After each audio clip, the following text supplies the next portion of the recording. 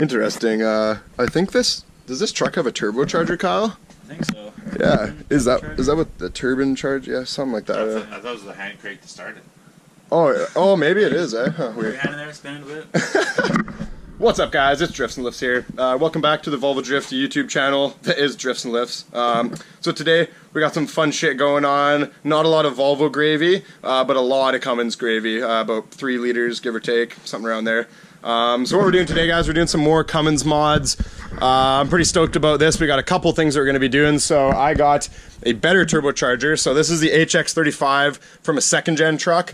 If you guys are new to the channel, this is my first gen Cummins tow rig, 2-wheel drive, bunch of mods, bunch of fun stuff. It's got bigger injectors, all the pump mods.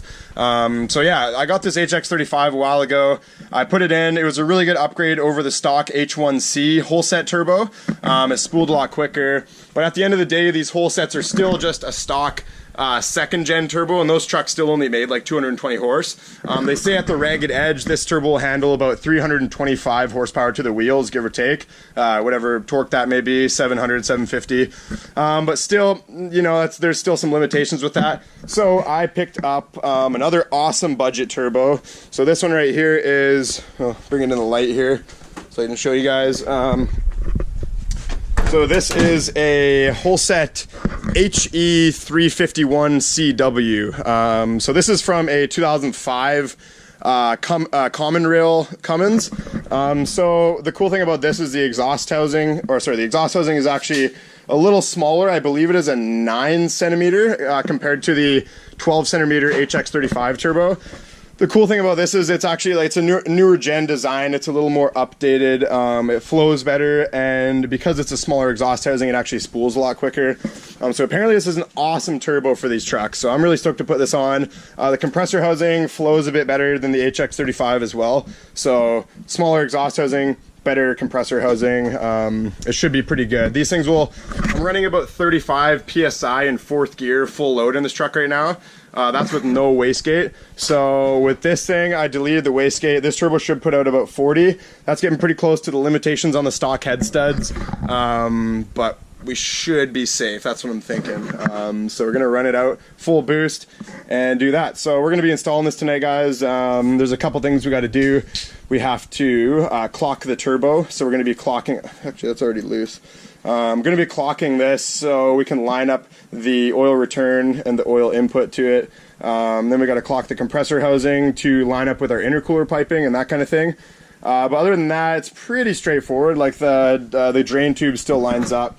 This thing has a 4-inch exhaust outlet, so we're going to I got a downpipe here. Where have I put that? There it is. So I got a 4-inch downpipe.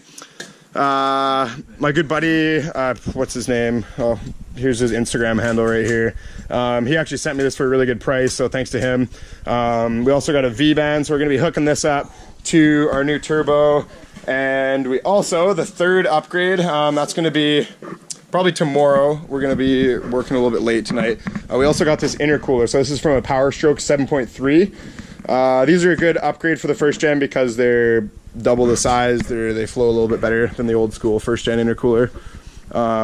But yeah, so we're gonna do some mods, guys, and then we'll take this truck for a rip after, and we should be making a little more power. Probably, you know, I'm hoping 30 more horse, something like that. That'd be cool. Hope you guys liked the video. The best star guess. All right, guys. So I love how easy these turbos are to take off. They literally, like, we've done like 10 minutes of this. So you just take the intake boot off.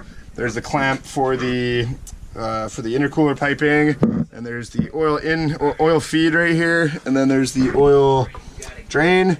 And it's 4 bolts on the flange, and then a little a V-band for the downpipe there. So it literally takes no time at all. Everything's super accessible, which is nice. It's just all right there.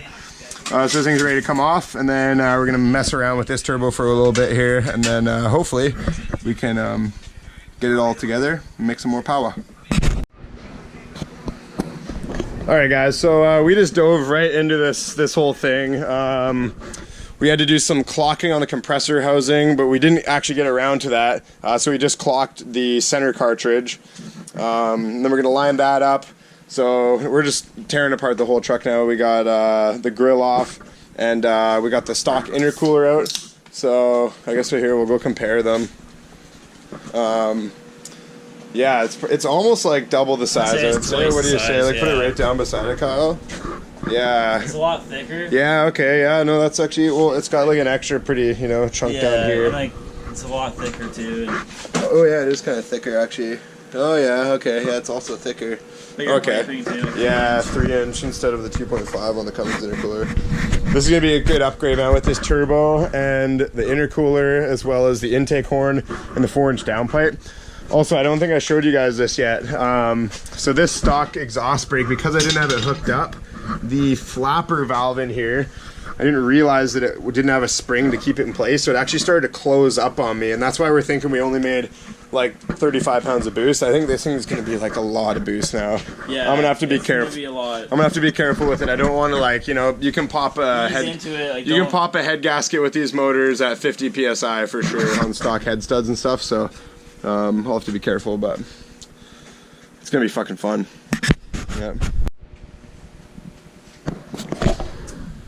All right, guys. So 3 days later, what is this? Day number 3 working on this thing, Kyle? Yeah. So there's been a couple setbacks, but we are pretty much complete this thing. So we'll go kind of run over what we've done here, guys. So we got the turbo on, everything's hooked up, oil lines are hooked up. We clocked this housing. Actually, we clocked the middle cartridge so it would line up with the oil lines. On these turbos, we also clocked the compressor housing. Now there's a huge snap ring on the back of this thing, and we tried to make snap ring pliers. Then I ended up going and buying some, and they're too small. It like literally like bent the tips on them, and we're like, okay, well, we're fucked because we really need this pipe to be down here instead of it coming out up here. So then who mentioned it? I think it was you, Kyle. He's just like, try hitting it with a wooden hammer. So actually hitting it with a wooden hammer, it slowly rotated the thing all the way around, and it's right, like it's still in line with the snap ring, and the compressor housing seems to be all good. So that's that. We did the intercooler as well. So we got the Power Stroke intercooler. We're actually just bolting this thing back on to the body, and then we're gonna put the grill on. We put rubber on the frame rails, and that's what the intercooler is basically sitting on. And because the intercooler is a lot thicker, it's actually hitting this piece, and because we like cinched it down with these couple bolts here, it's holding the intercooler in place. That's not going anywhere. Even at the top, like look at the clearance, guys, it's like right there.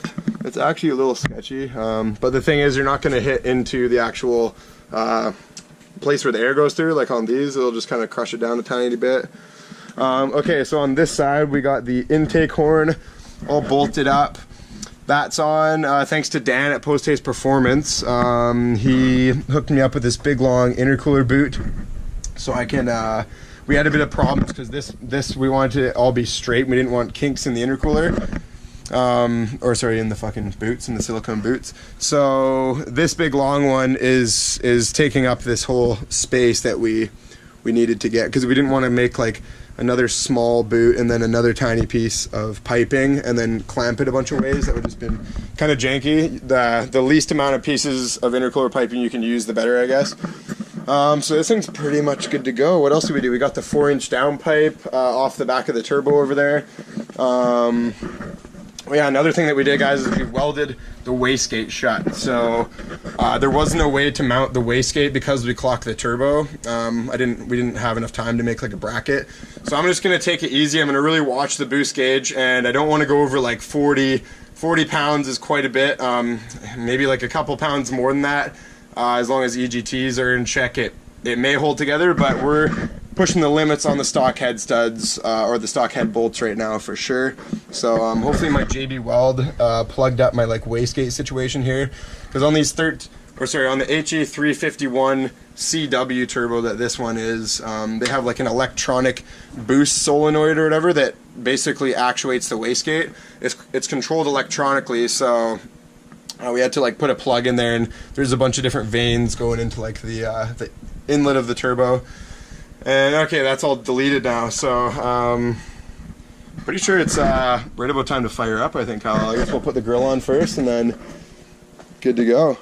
So we're gonna go for a rip in this truck, guys. I'm thinking this is gonna be a lot of power. Also, I wanted to mention, I didn't even notice, but before this intercooler when I bought it. I got it for $30 because it had a hole right here. Thanks to my good friend Jordan Maynard.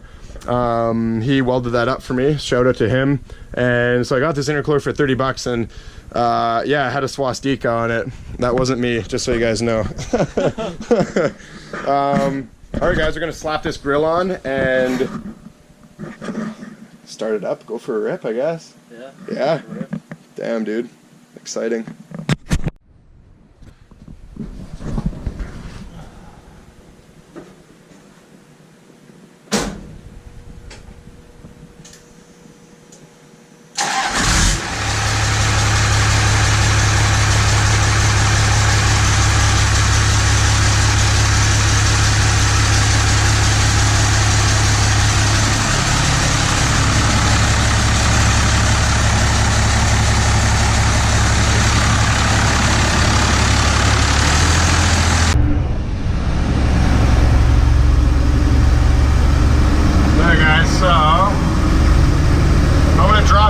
Third and just get on the throttle a little bit and see kind of what happens.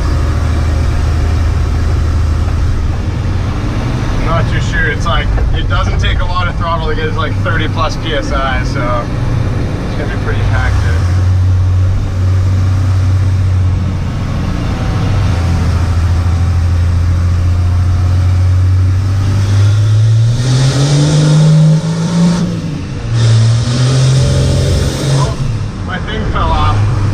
It's hitting 40. It was at 40. Yeah, that's perfect. What fell off? The end of the boost gauge popped off. It broke the boost gauge. Yeah, I bet you the vacuum, I can hear it pop off.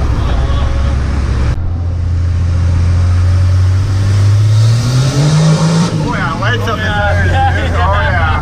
I felt that one for sure. Yeah, for sure. It was like fast, brake loose. Yeah. Sick. Alright guys, so it is the next day now. Truck's all good to go. Everything's buttoned up, everything's mint. I got the boost gauge all hooked up, so actually we took it for a rip, me and Kyle, last night, and the boost gauge, like vacuum line somewhere down there, popped off, so I just reconnected that. We're good to go. We saw about 40 pounds on the gauge in fourth gear, full load. So that's kind of what I was expecting. That's awesome. That's right about the safe point before you start to blow like head gaskets and stuff like that on these motors. Some people have had luck with running like 50, but it's not gonna last very long like that. So this should be safe for a while. I got my boy Scooby here. What's up, Scooby boy? Hey bud. So we're gonna go to the dog park. But before we do that, we're gonna go for a rip in this truck. So I'm going to take it, give it a wash. I haven't washed this truck in a while. Put some tire shine on it, make it look all mint, and then we'll go for a little rip. It's still open downpipe, so tomorrow my good friend Aaron Glendon is going to be making a, he's going to be welding the 4-inch pipe that's going to go to the stack. I just removed the stack for temporary right now. Yeah, it should be good though, so let's go see what this thing can do. Okay, so we're in third gear right now. I'll lay into it right now.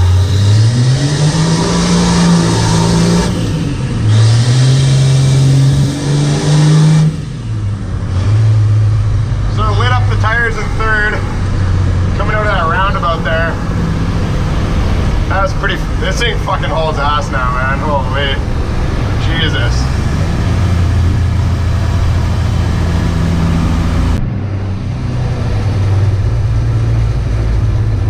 Hey guys, if you look right, directly straight, there's another first gen sitting over there. First gen represent. Yeah, so here's second gear. Hey Scooby, get off of me, man. Alright. So, third gear, full pin.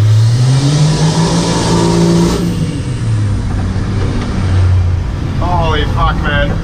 So this thing lights up the tires in the dry in a straight line in third gear now. Okay, bud. Scooby's like, man, this truck's loud.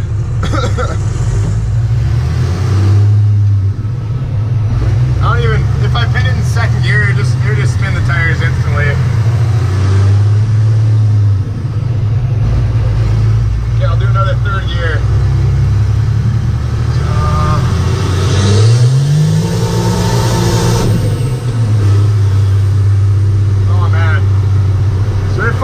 cooks the tires in third gear every time.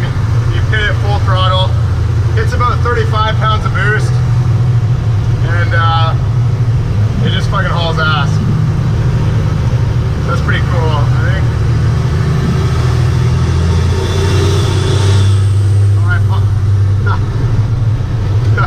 The boost gauge popped off again. We'll have to figure that out. That's pretty much it though, guys. I'm happy with this truck. I don't need to do any more mods, man. It makes lots of power now. What's up, Scoob? Alright guys, we're at the dog park now, so time to take Scoob for a little rip with his buddies. Alright, so that's pretty much a wrap up of the video today. Thanks for watching, guys. The Cummins is good to go now. This thing rips. It's awesome. I think I could keep up with some pretty like a G35, kind of like that range of sports car in this thing now. Definitely makes a lot of power. I want to put it on the dyno pretty soon. Hopefully I can get on the dyno. I'm thinking about 300 horse. It's gonna make probably 700 foot-pounds. Yeah, I know, Scoob. It's okay. Oh, Scoob wants to go play really bad. But yeah, guys. So as far as Cummins stuff, that's gonna be pretty much it for like, you know, the next while.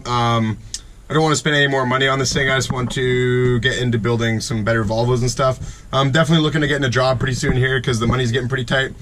But yeah, so fun times. What else is cool? Yeah, that's pretty much it, guys. I'll see you next time for some more Volvo Cummins shenanigans. Maybe I'll take Low Life Duramax for another race, and hopefully we can take him this time. Last time it was super close. Should be good this time. Like and subscribe for Volvo dog shit. Peace out.